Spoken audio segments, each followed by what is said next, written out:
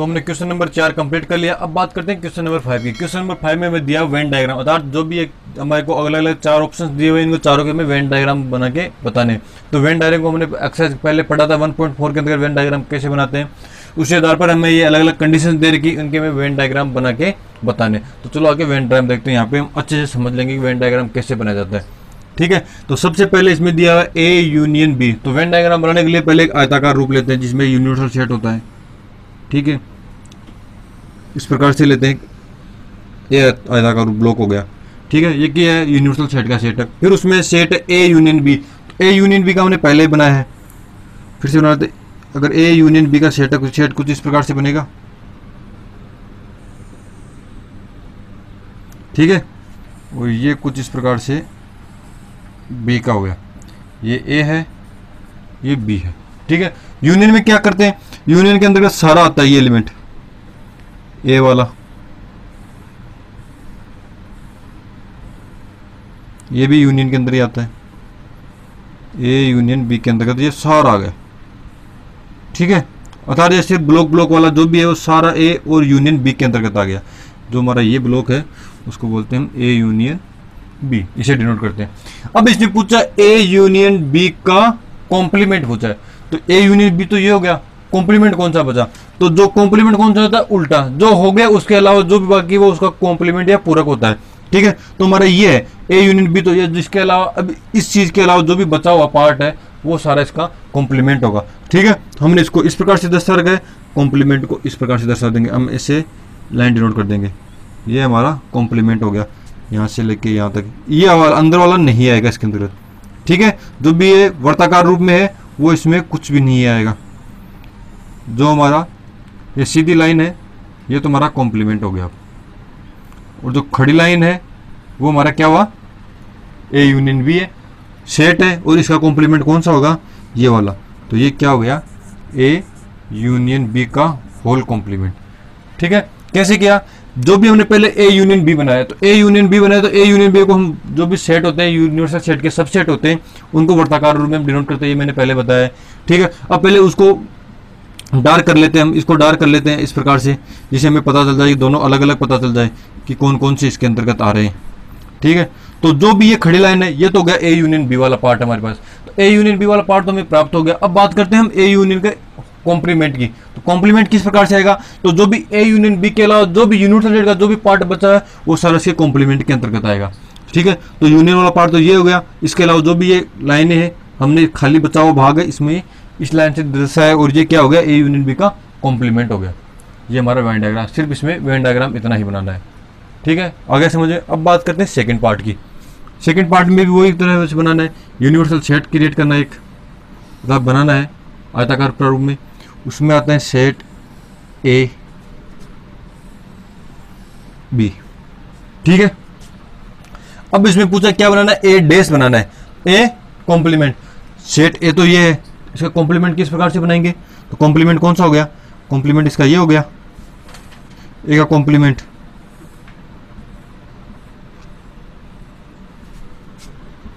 सारा ये बी वाला पार्ट भी इसमें आएगा, ये कॉम्प्लीमेंट में बी वाला पार्ट भी आएगा। ठीक है,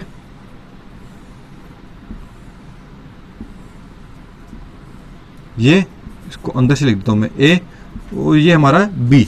तो ये ए हो गया, तो इसके बाहर वाला पार्ट क्या हो गया, ए का कॉम्प्लीमेंट हो गया। ठीक है, ये वाला भी सब कुछ इसमें ए में नहीं, ए वाला वर्ताकार जो प्रारूप है ए वाला वो रह जाएगा, बाकी जो भी है वो सारा ए के कॉम्प्लीमेंट के अंतर्गत आ जाएगा। ठीक है, अब बात करते हैं सेकंड है बी का कॉम्प्लीमेंट। तो बी का कॉम्प्लीमेंट कैसे निकालेंगे, बी को छोड़ देंगे, बाकी जो भी पार्ट बचा हुआ है वो बी का कॉम्प्लीमेंट हो जाएगा। तो हमने ए को हॉरिजॉन्टल से बताया, बी को पैरेलल लाइन से दिखाते हैं। तो ये बी का कॉम्प्लीमेंट इस प्रकार से हो गया। ठीक है, इसमें ए वाला पार्ट तो आएगा लेकिन बी वाला पार्ट नहीं आएगा। ठीक है, तो ये ए वाला पार्ट इस प्रकार से हो गया, ये बी का कॉम्प्लीमेंट हो गया।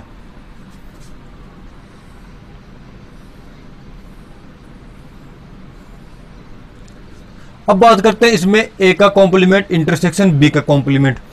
ए का कॉम्प्लीमेंट हो गया, इंटरसेक्शन बी का कॉम्प्लीमेंट हो गया।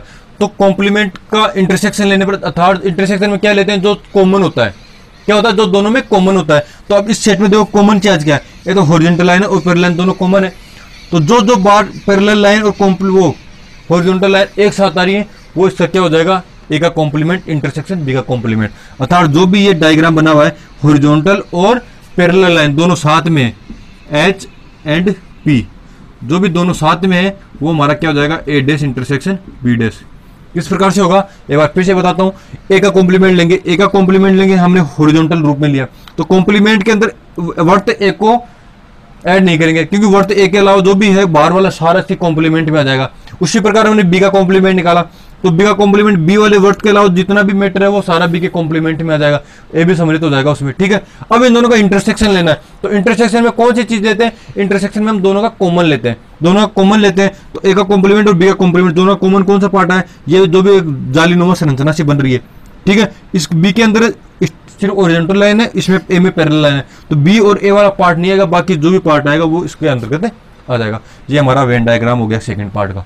ठीक है, इसके मैंने दो पार्ट कर लिए, अब बात करते हैं थर्ड पार्ट की। थर्ड पार्ट में दिया हुआ है ए इंटरसेक्शन बी का होल कॉम्प्लीमेंट है, ए इंटरसेक्शन बी का होल कॉम्प्लीमेंट है। ठीक है, तो इसके बाद करते हैं वही वेन डायग्राम बनाने पहले यूनिवर्सल सेट वाला डायग्राम बनाते हैं। ठीक है, ये हो गया यूनिवर्सल सेट। अब इसमें बनाते हैं ए इंटरसेक्शन बी। तो ए इंटरसेक्शन बी वाला पार्ट कौन सा होता है, ये हो गया ए इंटरसेक्शन बी। ठीक है, ये ए है, ये बी है, तो इसमें इंटरसेक्शन वाला पार्ट कौन सा होता है, ये वाला पार्ट इंटरसेक्शन का होता है। इंटरसेक्शन जो दोनों में कॉमन हो। ठीक है, ये हो गया ए इंटरसेक्शन बी वाला पार्ट। अब इसमें दिया है ए इंटरसेक्शन बी का होल कॉम्प्लीमेंट लेना है। ए इंटरसेक्शन बी का होल कॉम्प्लीमेंट लेना है, किस प्रकार से लेंगे, ये टोटल इसी इंटरसेक्शन ए इंटरसेक्शन बी के अलावा जितना भी पार्ट यूनिवर्सल सेट का बचा है वो सारा इसके अंतर्गत आएगा।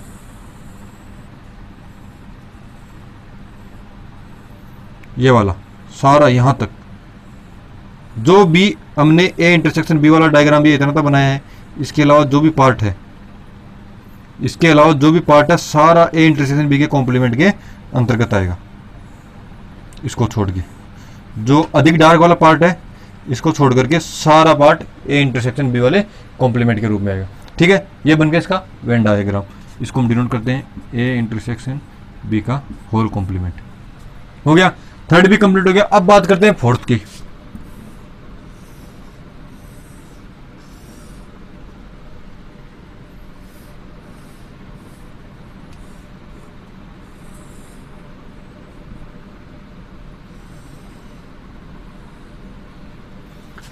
अब इसमें दिया हुआ है ए का कॉम्प्लीमेंट और यूनियन बी का कॉम्प्लीमेंट। तो ए का कॉम्प्लीमेंट बनाते हैं, ये तो सेट ए हो गया, ये सेट बी हो गया। ठीक है, तो ए का कॉम्प्लीमेंट किस प्रकार से बनाएंगे, जैसे मैंने इस पहले वाले में किया था, ए को छोड़ के बाकी का ए का जो भी पार्ट है वो इसका कॉम्प्लीमेंट हो जाएगा।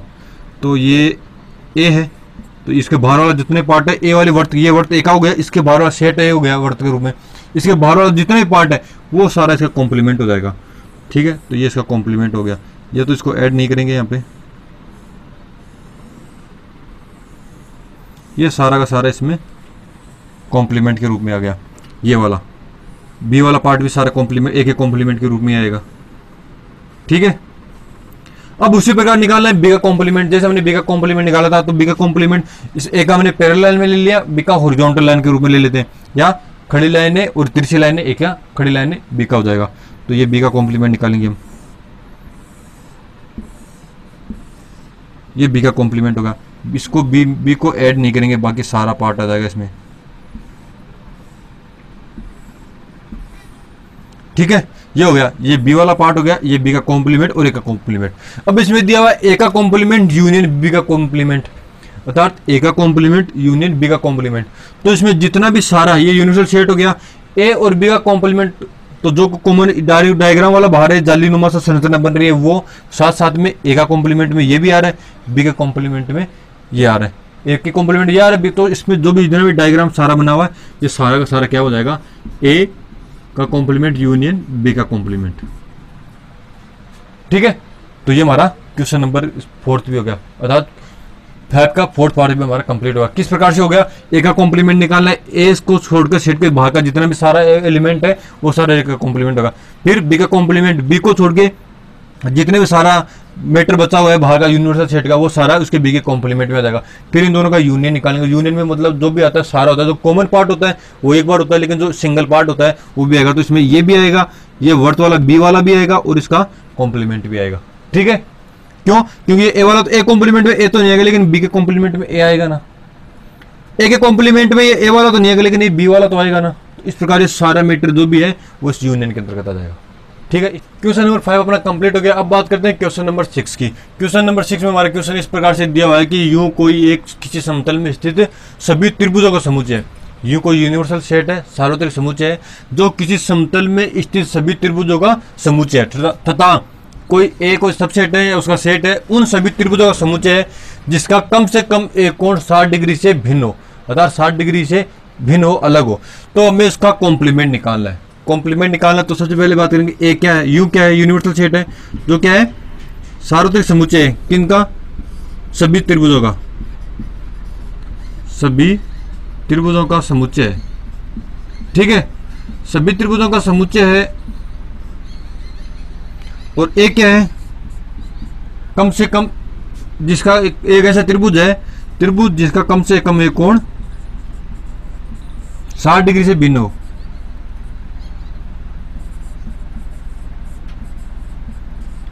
एक कोण 60 डिग्री से भिन्न है।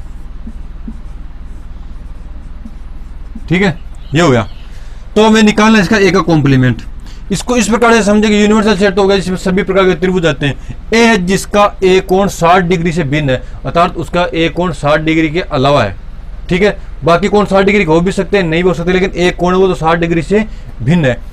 तो हम इसको ऐसे देखें, अगर हम क्रिकेट खेलते हैं, क्रिकेट में मैंने 1 रन बनाया या फिर मैंने 1 भी रन नहीं बनाया, उसका कॉम्प्लीमेंट क्या होगा, 1 रन बनाया, उसका कॉम्प्लीमेंट पूरा क्या हुआ, मैंने 1 भी रन नहीं बनाया। तो इसमें क्या दिया हुआ, इसी प्रकार इसको देते हैं कि 60 डिग्री का एक कोण भिन्न है, तो कोई भी कोण 60 डिग्री का नहीं है, या फिर सभी कोण 60 डिग्री है, 60 डिग्री से भिन्न है, तो इसका पूरा क्या होगा, 60 डिग्री, सभी कोण 60 डिग्री के हैं। ठीक है, तो सभी कोण 60 डिग्री के हैं, तो इसे कॉम्प्लीमेंट इस प्रकार से लिख दूं क्या, कि त्रिभुज जिसके सभी कोण या एक भी कोण 60 डिग्री है, या फिर इस प्रकार से भी लिख सकते हैं त्रिभुज जिसके सभी कोण 60 डिग्री से भिन्न है, सभी कोण 60 डिग्री है, भिन्न नहीं 60 डिग्री। क्यों, एक कोण 60 डिग्री से भिन्न है, अर्थात एक भी कोण 60 डिग्री से भिन्न नहीं है, तो एक भी कोण 60 डिग्री से भिन्न मतलब अलग नहीं है, तो 60 डिग्री के सभी कोण 60 डिग्री हो गए। इसी प्रकार से हमने ये कर लिया। एक बार फिर से देखते हैं, इसको यूनिवर्सल सेट दिया हुआ है जिसमें दिया हुआ सभी त्रिभुजों का समुच्चय है। ए ये कोई यूनिवर्सल सेट है, सार्वत्रिक समुच्चय जो सभी त्रिभुजों का समुच्चय। तो यूनिवर्सल सेट मैंने बात की थी कि सारे प्रकार के आते हैं, तो यूनिवर्सल सार्वत्रिक होता है जिसमें सब आ गए, तो ये सभी त्रिभुजों का समुच्चय हो गया। और उसमें ए दिया हुआ है, ए ऐसा त्रिभुज है जिसका कम से कम एक कोण 60 डिग्री से भिन्न है। ठीक है, 60 डिग्री से अलग है, तो 60 डिग्री है, तो हम इसको ऐसे करें, 60 डिग्री नहीं है, 60 डिग्री से भिन्न मतलब 60 डिग्री नहीं है, तो इसका पूरा क्या होगा कि उसका कम से कम एक कोण 60 डिग्री है, तो एक कोण 60 डिग्री से अलग है, 60 डिग्री है, तो उसके सभी कोण भी 60 डिग्री हो सकते हैं। ठीक है, तो इसको सीधा सा हम इसका पूरा बनाए तो इस प्रकार से लिख सकते हैं, एक त्रिभुज ऐसा जिसके सभी कोण 60 डिग्री है। तो ऐसा त्रिभुज कौन सा होगा जिसके 60 डिग्री, सभी कोण 60 डिग्री, मतलब तीनों कोण सेम हो गए, क्योंकि त्रिभुज का कोणों का मान 180 डिग्री होता है, तो एक 60 डिग्री का हो गया, तो तीनों कितने होंगे 180 डिग्री के, तो 60-60 अर्थात तीनों कोण समान है। तो इसको ऐसे भी लिख सकते हैं कि एक संभव त्रिभुज है, ए डैश इक्वल टू एक संभव त्रिभुज है। ठीक है, क्वेश्चन नंबर 6 हमने कंप्लीट कर लिया। अब बात करते हैं क्वेश्चन नंबर 7 की। क्वेश्चन नंबर 7 हमारे क्या है, सत्य के लिए, अगर इसमें क्या सत्य है उसके लिए रिक्त स्थान की पूर्ति करना, अर्थात इसमें जो भी इसका मान आएगा वो सही मान बढ़ना है, उसके लिए हमें खाली स्थान है जो रिक्त स्थान दिए हुए फिलिंग द ब्लैंक्स करना है। ठीक है, तो इसमें सबसे पहला है A union A dash. A union A dash का मान क्या आएगा, सबसे पहले एक तो सेट होता है ए और ए का कॉम्प्लीमेंट यूनियन। तो हमने देखा था है कि क्या होता है कि हम जब यूनिवर्सल सेट लेते हैं उसका होता है ए कॉम्प्लीमेंट निकालते हैं, ए का कॉम्प्लीमेंट निकालते हैं, वो क्या होता है यूनियन माइनस ए होता है, अर्थात यूनिवर्सल सेट होता है, यूनिवर्सल सेट उसमें से ए को घटाने पर निकलता है मान, A dash equal to union universal set minus A. तो इन दोनों का यूनियन ले, इन दोनों का यूनियन ले तो यूनिवर्सल सेट आएगा। कैसे आएगा? क्योंकि ए तो सेट है, ठीक है, और यूनियन ए का कॉम्प्लीमेंट, अर्थात ए के अलावा जो भी सारे अवयव है वो ए के कॉम्प्लीमेंट में आ गए। तो ए के अवयव और ए के अलावा जो भी अवयव है वो सारे उन दोनों का यूनियन, तो उन दोनों का यूनियन क्या होगा? एक यूनिवर्सल सेट होगा। ठीक है, कैसे होगा? ए डेज का ये होता है कि ए का कॉम्प्लीमेंट निकालते हैं तो यूनिवर्सल सेट माइनस ए होता है। इसको अगर मैथमेटिकल रूप में सोल्व करें तो इस माइनस ए को इस साइड में ले आएंगे तो A dash plus A equal to universal set. तो ये प्लस का साइन एक तरह से यूं ही तो है, यूनियन ही तो है, A dash union A equal to universal set. तो ये इस प्रकार से नहीं हो गया, A dash union A equal to universal set, अर्थात ए का कॉम्प्लीमेंट और ए का यूनियन लेने पर हमेशा यूनियन आता है। हमने इसकी बेसिक प्रॉपर्टीज पढ़ी थे, गुणधर्म पढ़े थे, उसमें भी इस प्रकार का हमारे पास आया हुआ है। ठीक है, अब बात करते हैं सेकंड की। सेकंड में है 5 डेज इंटरसेक्शन ए। 5 डेज का मान क्या होता है यहाँ पे? 5 डेज होता है 5 का कॉम्प्लीमेंट। 5 तो होता है रिक्त स्थान या रिक्त समुच्चय, 5 होगा हमारा रिक्त समुच्चय, और इसका कॉम्प्लीमेंट लेना है। इसका कॉम्प्लीमेंट मतलब पूरा भरा हुआ, इसके अलावा जितने भी सारे एलिमेंट है वो सारे यूनिवर्सल सेट के अंतर्गत है। जो भी 5 का मतलब होता है रिक्त समुच्चय, अर्थात कोई भी एलिमेंट नहीं है। तो कोई भी एलिमेंट नहीं है उसका उल्टा क्या होगा? मतलब सारे एलिमेंट है, सारे एलिमेंट अर्थात 5 का कॉम्प्लीमेंट क्या है? सारे एलिमेंट तो यूनिवर्सल सेट में होते हैं, तो 5 का कॉम्प्लीमेंट होगा यूनिवर्सल सेट। तो हम इस 5 डेज की जगह इस प्रकार से लिख सकते हैं क्या? Union intersection A. ठीक है, यूनियन इंटरसेक्शन ए लिखा हमने, तो यूनियन इंटरसेक्शन ए का अगर इन यूनियन का यूनिवर्सल सेट का यूनिवर्सल सेट का इंटरसेक्शन लेंगे ए के साथ में, तो इसका इंटरसेक्शन क्या आएगा? इन दोनों में इंटरसेक्शन में हम क्या लेते हैं? कॉमन एलिमेंट लेते हैं। तो इन दोनों में कॉमन एलिमेंट क्या है? तो यू में और ए में सिर्फ कॉमन एलिमेंट ए ही तो आएगा। जो भी सेट है वो ए का सेट ही तो आएगा अगर इन दोनों का इंटरसेक्शन लेते हैं।